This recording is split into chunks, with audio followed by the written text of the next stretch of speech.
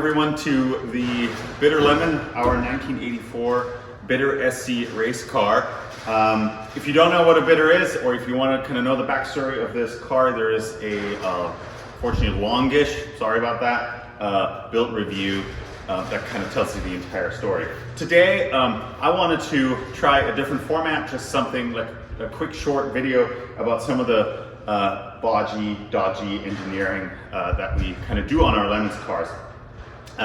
And hopefully maybe we can make it a little bit of a series. The problem that I wanted to solve with you guys today is these hood struts. Now, the Bitter is based on the Opel Senator or the Opel Monza, which shares its, at least the front end of the car with also the Holden Commodore. So this is a front end that was put in millions and millions of cars, and that's great. And actually, the early Commodores and Senators and so on, they actually just had a hood prop, like you'd have in a normal car back in those days. And so it's actually quite cool that they went with these struts, and that's really, that's nice. And it's also, they're quite enormous struts, and you can see they hold the hood quite well. So why are we replacing them, or why are we dealing with them in the first place? Well, I think that's like defines one of the kinds of problems you have in Lemons sometimes. Sometimes you just do it because you want to, or because they kind of let you do other things to the car later on. And this is kind of where this one is heading.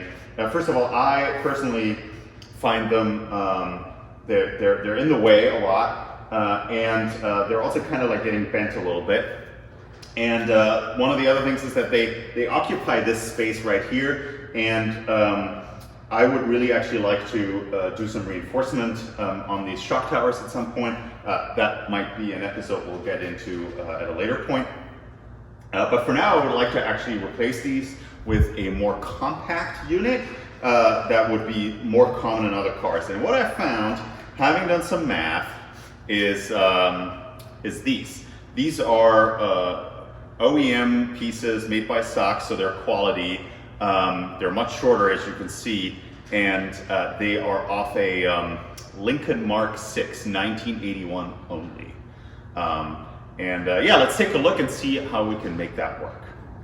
So the way that I'm envisioning this is this is the strut that I would like to use, and you can see it basically uses these ball fittings at the end, and this is what one of these look like. They're totally standardized, 10 millimeter diameter. That's basically what's on most of these struts in cars.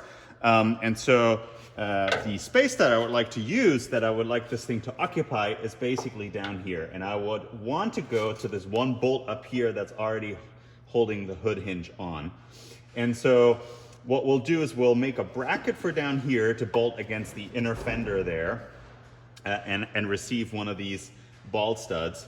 And then up here, what I've done is I've taken one of these bolts out that holds the hood hinge on, and I've just put an M8 stud in there, and then I'm going to put a regular nut on here.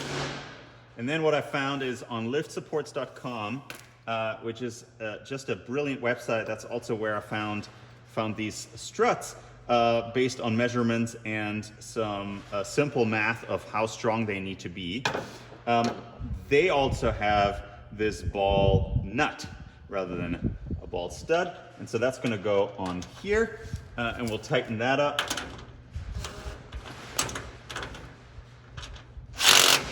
And so now we have the upper ball installed, and that's great. And so now we just need to make a bracket down here that will take one of these. So off to make a bracket.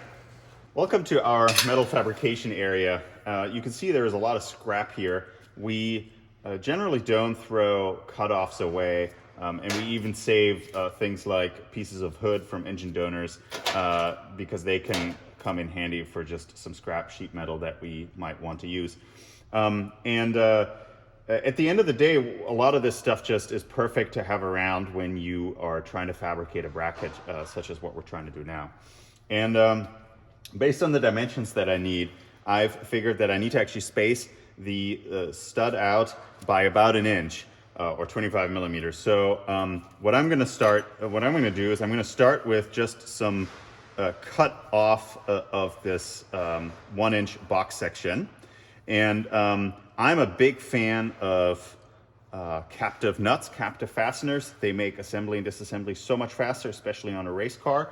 And so something that I found recently that is just really, really nice are these M8 weld-in or weld-on nuts. And what you do is you drill a 3/8 inch or 9.5 millimeter hole, and then you basically push that through, and then you just tack it. That's all that needs. And that means that you end up putting heat really far away from where the threads are, and it's just so much harder to warp it or anything like that than if you were to weld on a regular nut. And a regular nut you would have to weld inside. So these are really, really cool. And while we're at it, we probably don't need it, but there will be a lot of lateral force on this because this will have to support the hood from very close to the hinge. I will also put in a crush tube, and this just happens to be exactly 3/8 in diameter on the inside, so these fit really snugly in there. So that is kind of a lucky coincidence. And then we'll give it some ears to bolt to the fender and spread the load. And we'll probably just make that out of, again, some box sections, some cutoffs like this. So this is just stuff that I found on our table because, it's just here from previous projects. So we'll get cracking. And we'll see what we can come up with. No, I'm sorry I did not get any footage of the actual fabrication of these brackets, but they're pretty simple, if a bit over-engineered. I started by cutting the 1-inch square tube to length and then marking and drilling 3 holes. The center hole will be where we want the lower mount of the strut to be. The hole above and below are future-proofing in case we change our mind or we find a better strut that has slightly different dimensions. It's not going to cost us much effort to add a bit of future-proofing now, so we'll just do that. Then I cut the crush tubes to length to fit exactly into the square tube and welded them in there. The M8 weld-on nuts had to be trimmed slightly to be installed so close to each other. But after liberal application of the MIG welder and the flap disc, we got these nuggets. Then it was just a matter of chopping up another piece of square tube for the mounting ears and drilling some holes in them. I went for 4 mounting holes, which again is probably overkill, but it costs us little time to add a bit of redundancy now. All right, now we need to figure out where to mount this bracket. And basically, this is all about an intersection of 2 circles. So one thing that we cannot change is the hood is now fully propped up.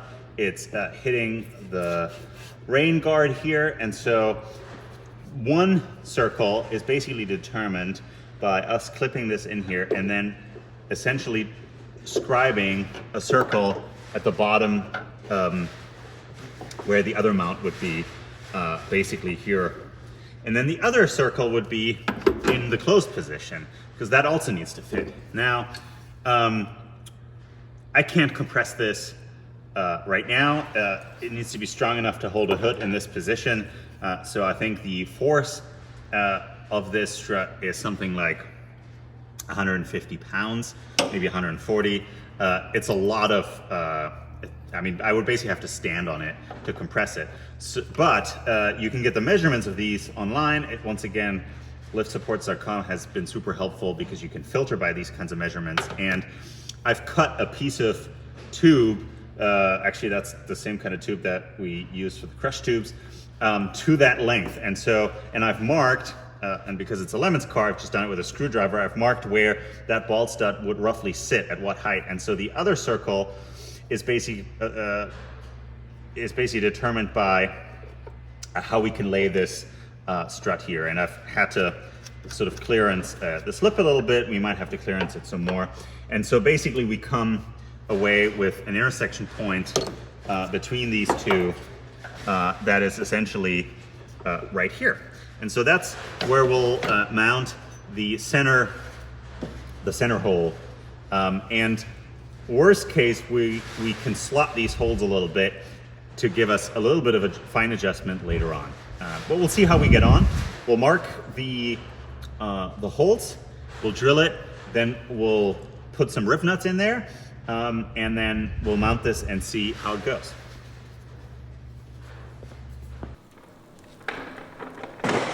Thank you for watching this video about the Bitter Lemon, and remember to subscribe our channel.